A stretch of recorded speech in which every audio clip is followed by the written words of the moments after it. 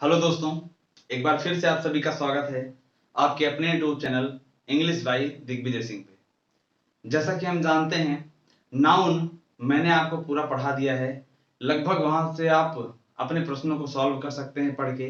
तो आइए आज का जो हमारा मेरे भाई टॉपिक होगा वो होगा वर्ब का।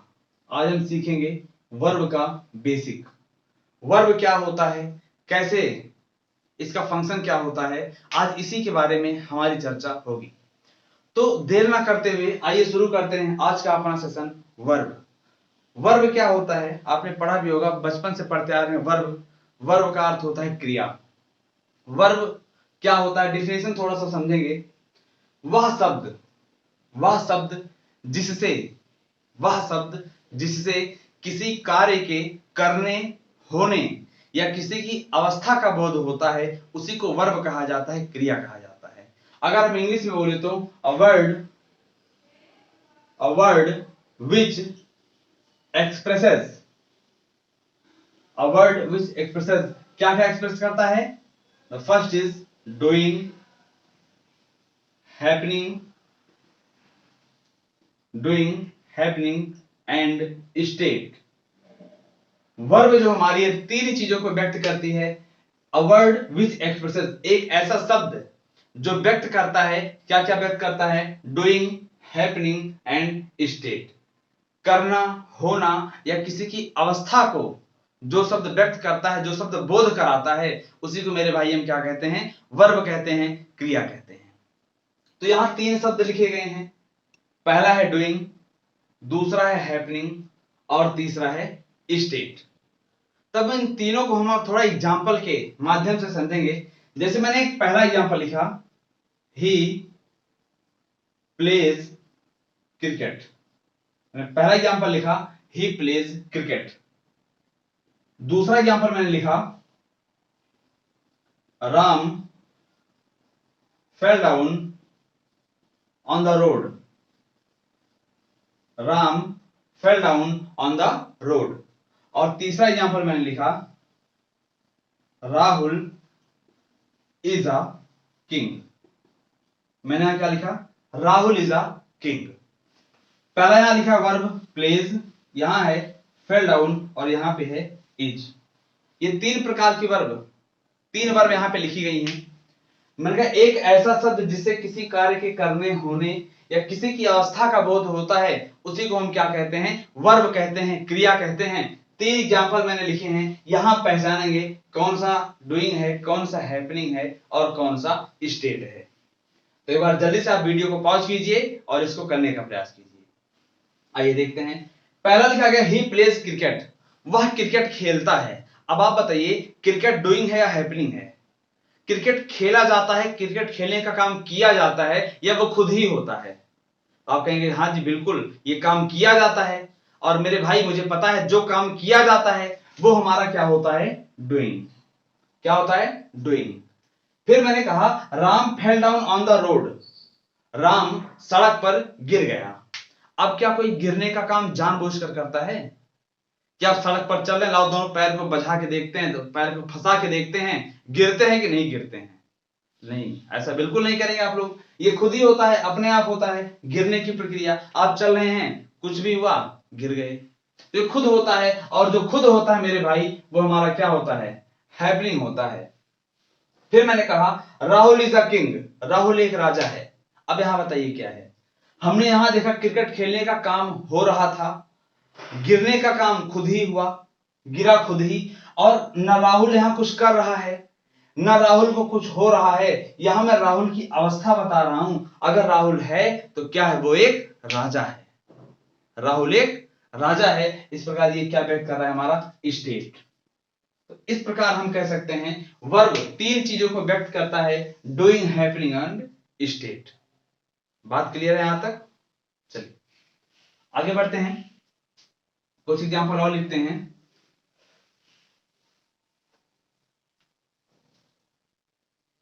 मैंने अगला एग्जांपल लिखा, Sarita is Sarita is jumping. Sarita is jumping, पहला एग्जांपल। दूसरा उन्होंने कहा an accident occurred on the road,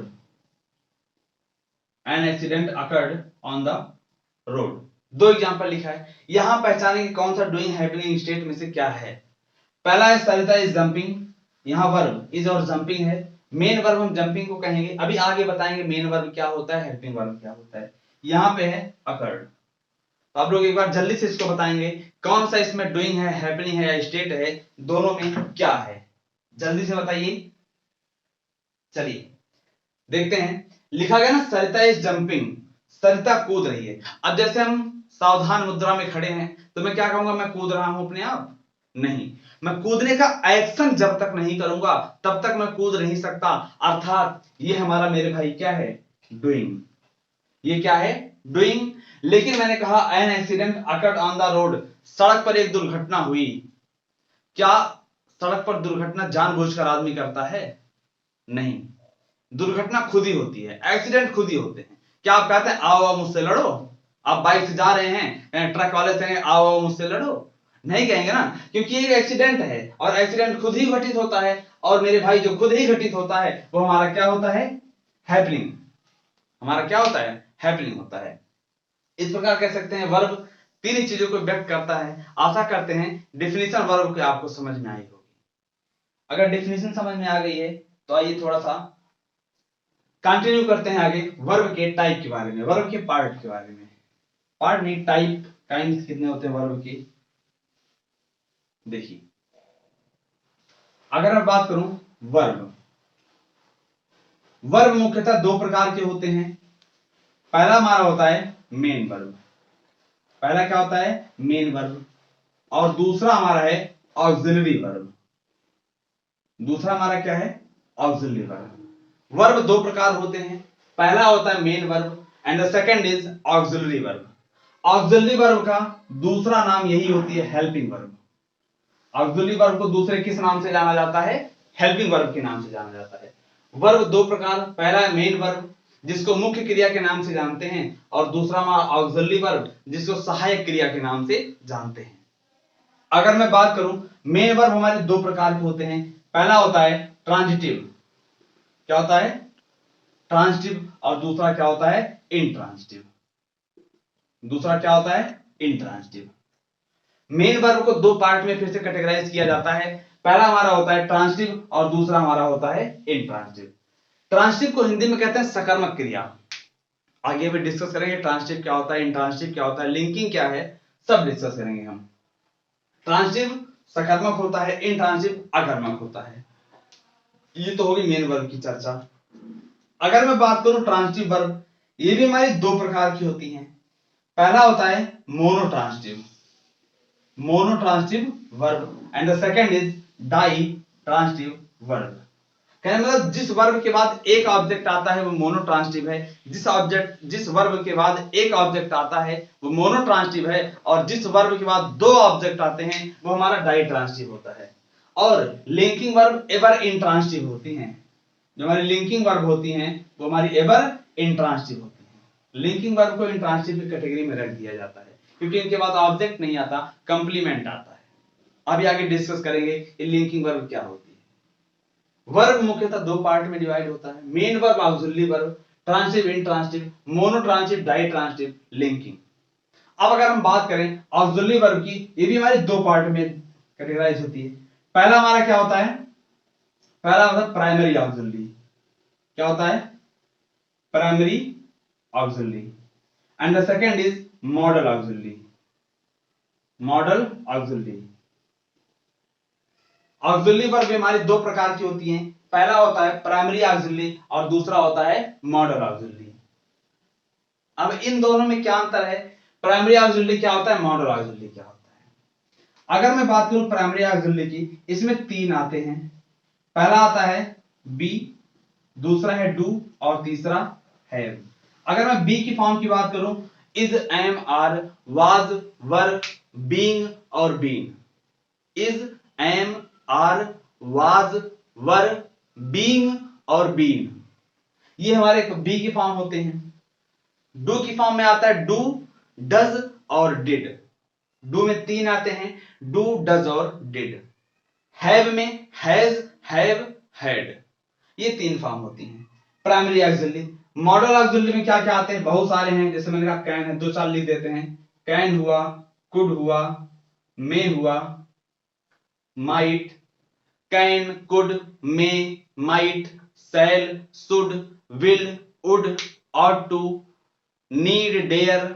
need और डेयर को पार्शियल कहा जाता है आंशिक रूप से, क्योंकि नीड और डेयर 2 ऐसे मॉडल्स हैं जो मेन वर्ब का भी काम करते हैं और ऑक्सिलरी वर्ब का भी काम करते हैं।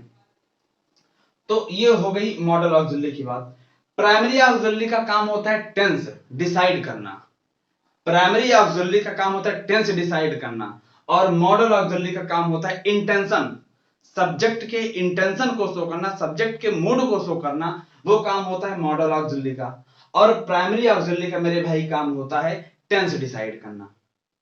दूसरी चीज मेन वर्ब बता दिया मैंने, इंट्रांसिटिव, ट्रांसिटिव, मोनोट्रांसिटिव, डाइट्रांसिटिव, ये वर्ब का पूरा कैटेगराइजेशन है। वर्ब 2 प्रकार, main verb, auxiliary verb. Main verb 2 प्रकार, ट्रांसिटिव और इंट्रांसिटिव। ट्रांसिटिव 2 प्रकार, मोनोट्रांसिटिव और डाइट्रांसिटिव। लिंकिंग वर्ब एवर इंट्रांसिटिव होते हैं। ऑक्सिलरी वर्ब का दूसरा नाम हेल्पिंग वर्ब। 2 प्रकार के हैं, प्राइमरी ऑक्सिलरी और मॉडल ऑक्सिलरी। प्राइमरी ऑक्सिलरी 3 होते हैं, बी, डू और हैव। बी की फॉर्म होती है, डू की फॉर्म होती है, हैव की फॉर्म होती है। मॉडल में कैन, कुड, मे और माइट, विल, वुड बहुत सारे हैं, हम एक एक डिस्कस करेंगे आगे। तो आशा करते हैं इतनी बात आपको समझ में आई होगी। इसी क्रम में थोड़ा सा आगे बढ़ते हैं, एक टॉपिक और डिस्कस करते हैं यहीं पे।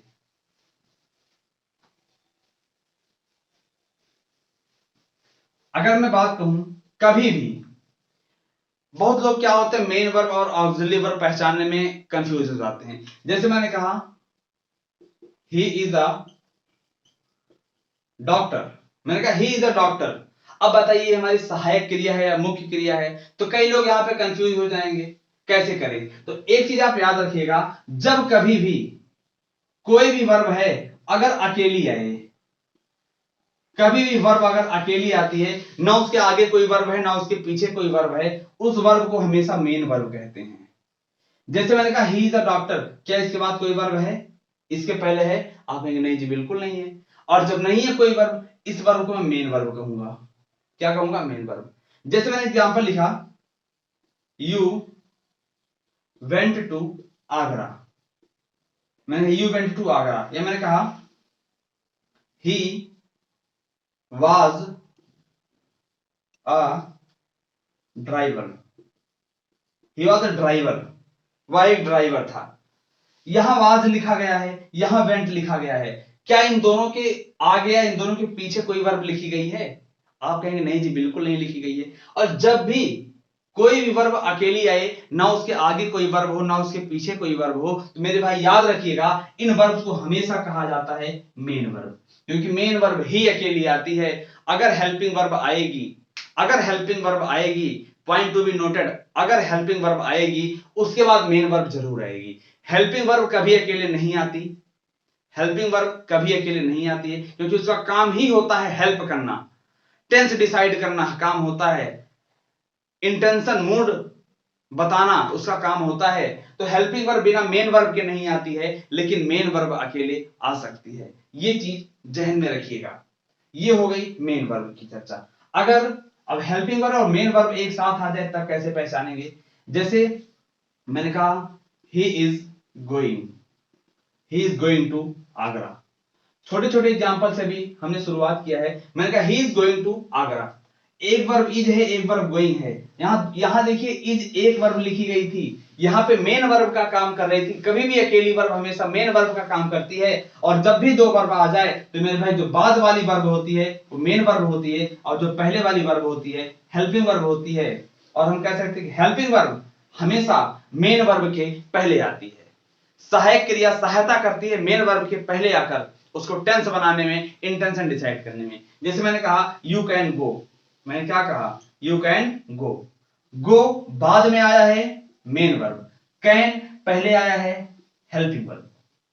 तो यहां से एक बात हम समझ सकते हैं कि मेन वर्ब अकेले आ सकती है, मेन वर्ब अकेले यूज कर सकते हैं, लेकिन कभी भी मेरे भाई हम हेल्पिंग वर्ब अकेले यूज नहीं कर सकते। अगर हेल्पिंग वर्ब आएगी उसके बाद मेन वर्ब का आना अनिवार्य है, क्योंकि हेल्पिंग वर्ब जिसकी सहायता करनी है उसको तो साथ लेके आएगी, क्योंकि हेल्पिंग वर्ब मेन वर्ब की सहायता करती है टेंस डिसाइड करने में।